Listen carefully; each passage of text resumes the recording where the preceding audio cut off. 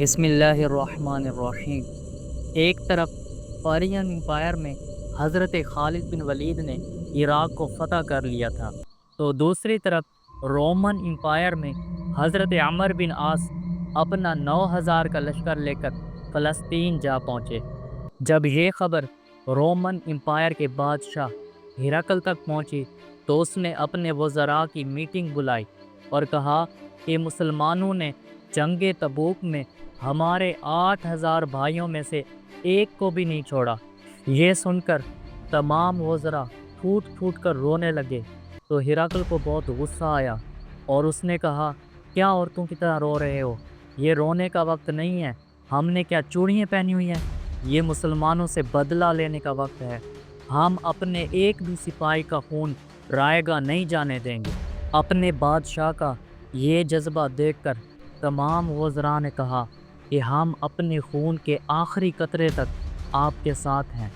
یہ سن کر ہرقل بہت خوش ہوا اور اس نے ایک بہت بڑی سلیب منگائی اور اس کو رومن امپائر کے عظیم کمانڈر جرجیس کے حوالے کیا اور کہا کہ میں تمہیں 1,00,000 لشکر پر سردار مقرر کرتا ہوں۔ یہ لشکر لے کر جاؤ اور مسلمانوں سے بدلہ لو اور مسلمانوں کو فلسطین سے بھگا دو۔ جرجیس 1,00,000 کا لشکر لے کر فلسطین کی طرف روانہ ہوا۔ مسلمان کافی دنوں سے فلسطین میں تھے۔ جب مسلمانوں نے دیکھا کہ رومن امپائر کی طرف سے کوئی پیش قدمی نہیں ہو رہی تو حضرت عمر بن عاص نے صحابہ کرام کی میٹنگ بلائی۔ حضرت عمر بن عاص صحابہ کرام سے مشورہ فرما رہے تھے کہ اب کس طرف جانا چاہیے، تو اتنے میں حضرت عامر بن عدی جلدی خیمے میں داخل ہوئے اور بہت گھبرائے ہوئے لگ رہے تھے، سانس پھولا ہوا تھا۔ تو حضرت عمر بن عاص نے کہا، خیریت ہے؟ آپ گھبرائے ہوئے لگ رہے ہیں۔ تو حضرت عامر بن عدی نے کہا کہ ہرقل نے 1,00,000 کا لشکر فلسطین کی طرف روانہ کیا ہے۔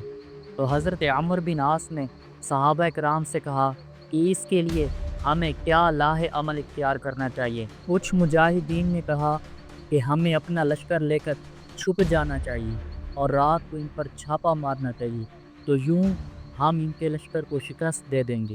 لیکن حضرت سہیل بن عامر نے کہا، اے سردار، چھپ کر حملہ کرنا تو بزدلوں کا طریقہ ہے اور ہم میں سے ہر شخص مرد میداں ہے۔ ہم رومیوں کے آمنے سامنے جا کر ان سے لڑیں گے۔ اور حضرت عبداللہ بن عمر نے بھی فرمایا کہ ہم قائروں کی طرح پیچھے سے وار نہیں کریں گے بلکہ رومیوں سے فیس ٹو فیس لڑیں گے۔ عام مجاہدین نے اس رائے کو پسند کیا اور حضرت عمر بن عاص نے 1,000 کا لشکر حضرت عبداللہ بن عمر کو دیا اور فرمایا کہ تم یہ لشکر لے کر جاؤ اور رومیوں پر نظر رکھو اور ان کی ساری ڈیٹیل مجھ تک پہنچاؤ۔ حضرت عبداللہ بن عمر 1,000 کا لشکر لے کر آگے بڑھے۔ ادھر سے جرجیس نے اپنے ایک سردار کو بلایا اور کہا کہ میں تجھے 10,000 کا لشکر دیتا ہوں، یہ لشکر لے کر جاؤ اور مسلمانوں پر نظر رکھو اور مسلمانوں کی ساری ڈیٹیل مجھ تک پہنچاؤ۔ حضرت عبداللہ بن عمر 1,000 کا لشکر لے کر رومیوں پر نظر رکھنے کے لیے جا رہے تھے اور رومی سردار 10,000 کا لشکر لے کر مسلمانوں پر نظر رکھنے کے لیے جا رہا تھا۔ اب دونوں لشکروں کا آمنا سامنا ہوا تو حضرت عبداللہ بن عمر نے فرمایا، اے مسلمانوں، اللہ کا نام لو اور ان پر حملہ کرو۔ اب مسلمانوں اور رومیوں کے درمیان جنگ شروع ہو گئی۔ رومی 10,000 اور مسلمان 1,000 ہیں۔ رومی مسلمانوں سے 10 گنا زیادہ ہیں۔ مسلمان بڑی بہادری سے رومیوں کا مقابلہ کر رہے ہیں۔ اتنے میں حضرت عبداللہ بن عمر کی نظر رومیوں کے سردار پر پڑی جو بہت ہی موٹا تھا۔ وہ خود تو بہت ڈرا ہوا تھا، اس کے چہرے پر خوف و ہراس کے آثار نظر آ رہے تھے، لیکن اپنے لشکر کو لڑنے کے لیے جوش دلا رہا تھا۔ اب اس کا سامنا حضرت عبداللہ بن عمر سے ہوا۔ اس نے حضرت عبداللہ پر نیزے سے وار کیا۔ آپ نے اس کے وار کو خالی پھیر دیا۔ اب حضرت عبداللہ بن عمر نے اس پر وار کیا، لیکن اس نے بھی مہارت کے ساتھ آپ کے وار کو مس کر دیا۔ حضرت عبداللہ اس کی مہارت کو سمجھ گئے۔ آپ نے اپنے گھوڑے کی لگام کھینچی اور گھوڑے کو ایڑی ماری تو گھوڑا हिनहिनाते हुए अपनी अगली टांगों पर खड़ा हो गया। ये देखकर रोमी सरदार हैरान रह गया। अब हज़रत अब्दुल्ला ने अपने घोड़े को एड़ी मारी। वफादार घोड़े ने जैसे ही इशारा पाया तो फौरन उस रोमी के पास पहुंच गया। रोमी ने जल्दी से हज़रत अब्दुल्ला पर नेज़े से वार किया, लेकिन आपने तलवार से उसके नेज़े के फल को काट दिया।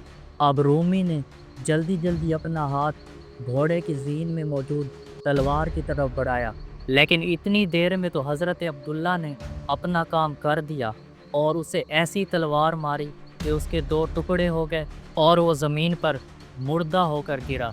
ये देखकर रोमियों के दिल दहल गए, उनके हौसले जवाब दे गए। अपने सरदार को इस तरह मरा हुआ देखकर रोमियों ने राह फरार इख्तियार की। मुसलमानों ने उनका पीछा किया और काफ़ी सारे रोमियों को वासिले जहन्नम किया और उनमें से 600 को कैद कर लिया। अब हज़रत अब्दुल्ला बिन उमर अपना लश्कर लेकर और माले गनीमत और कैदियों को लेकर हज़रत अमर बिन आस के पास आए। हज़रत अमर बिन आस ने कैदियों से उनके लश्कर के बारे में डिटेल पूछी और फिर उन पर इस्लाम पेश किया, लेकिन किसी ने इस्लाम कबूल नहीं किया। तो हज़रत अमर बिन आस ने फरमाया, इन सब की गर्दनें उड़ा दो।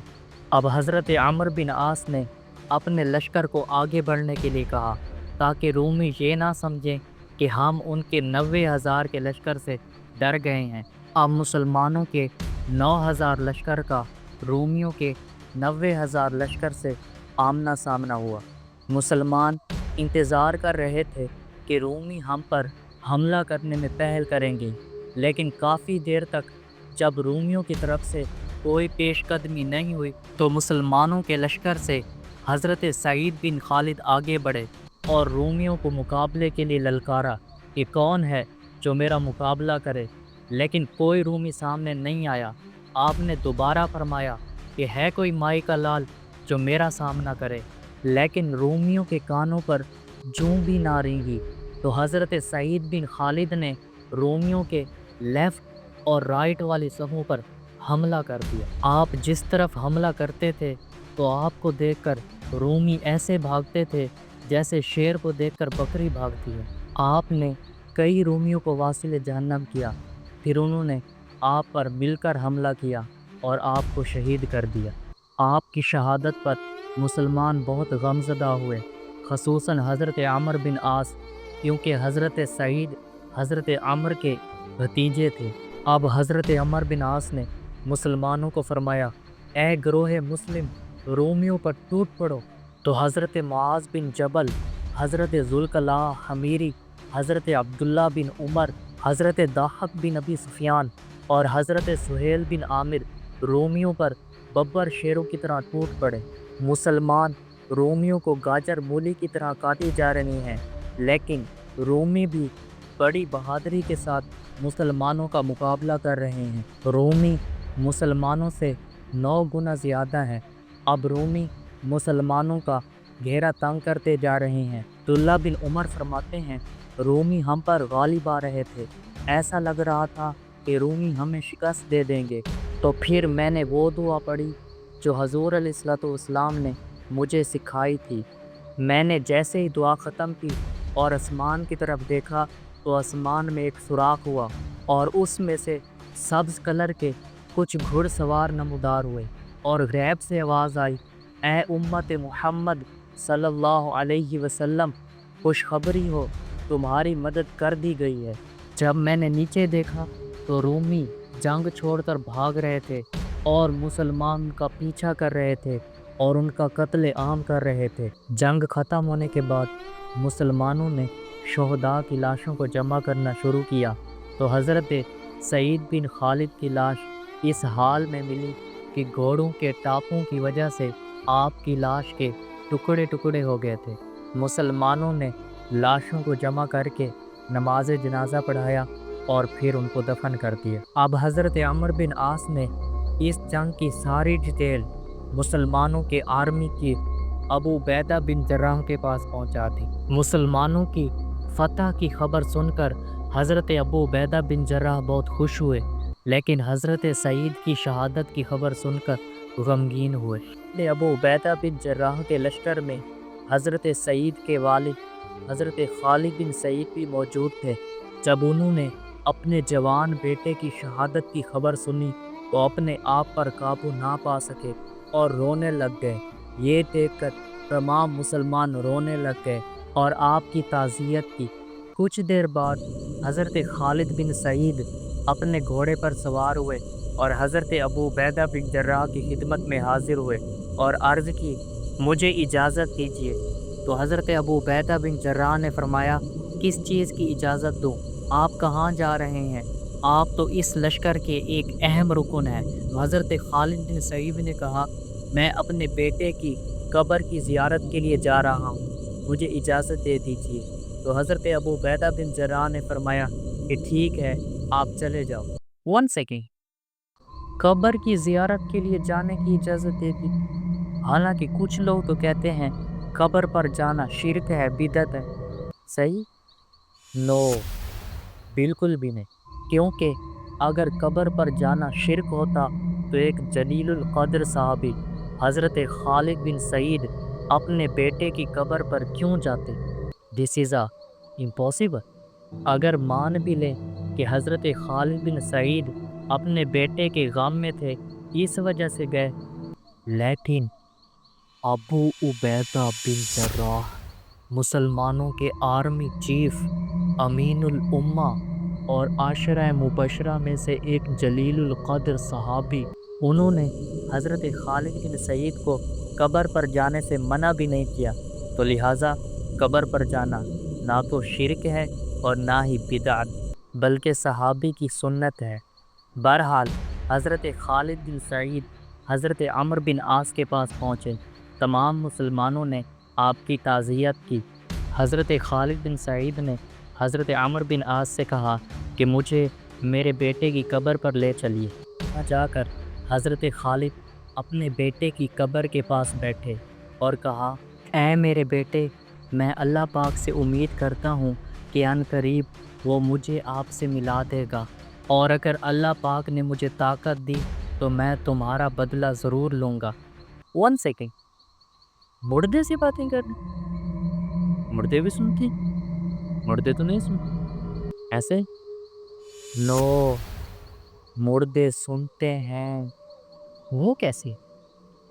حضور علیہ الصلوۃ والسلام نے ارشاد فرمایا، جب لوگ مردے کو دفنا کر جاتے ہیں تو مردہ ان کے قدموں کی آہٹ بھی سنتا ہے، لہٰذا مردے سنتے ہیں، اور جو اللہ کی راہ میں شہید ہو وہ تو مردہ ہوتا ہی نہیں ہے، کیونکہ اللہ پاک نے ارشاد فرمایا، وَلَا تَقُولُوا لِمَن يُقْتَلُ فِي سَبِيلِ اللَّهِ أَمْوَاتٌ بَلْ أَحْيَاءٌ وَلَٰكِن لَّا تَشْعُرُونَ، یعنی جو اللہ کی راہ میں قتل کیے جائیں انہیں مردہ نہ کہو، بلکہ وہ زندہ ہیں اور تمہیں اس کی خبر نہیں۔ بہرحال حضرت خالد بن سعید حضرت عمرو بن عاص کے پاس آئے اور انہیں کہا کہ مجھے کچھ لشکر دیجیے، میں یہ لشکر لے کر رومیوں کے پیچھے جاتا ہوں، شاید مجھے کوئی رومی مل جائیں اور میں انہیں قتل کر کے اپنے انتقام کی آگ کو ٹھنڈا کر سکوں۔ حضرت عمرو بن عاص نے حضرت خالد بن سعید کو 300 کا لشکر دیا۔ حضرت خالد بن سعید وہ 300 کا لشکر لے کر روانہ ہوئے۔ کافی دیر چلتے رہے، پھر آگے ایک سرسبز میدان آ گیا، تو تمام مجاہدین نے کہا کہ یہاں پر کچھ دیر آرام کرتے ہیں اور گھوڑوں کو بھی آرام دیتے ہیں تاکہ وہ بھی یہاں پہ گھاس وغیرہ چر لیں۔ مسلمان وہاں پر آرام کے لیے رکے۔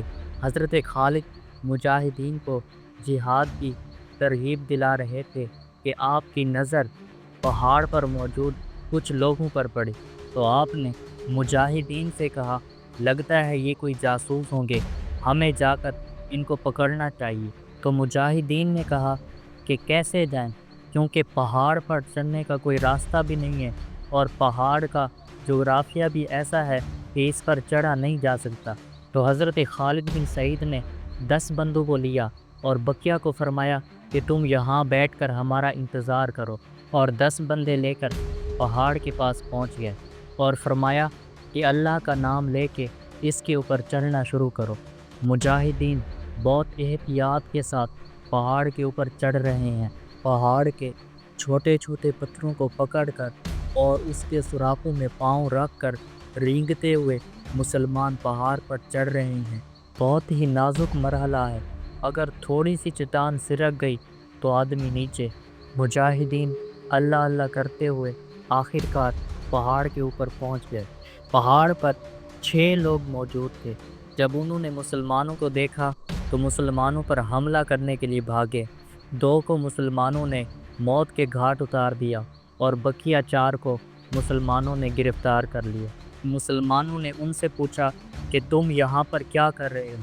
तो उन्होंने कहा, हमने सुना है कि मुसलमानों ने इस इलाके पर हमला कर दिया है, तो हमारे इलाके के बहुत सारे लोग किले में चले गए और हम किले से भी मजबूत जगह पहाड़ों पर आ गए।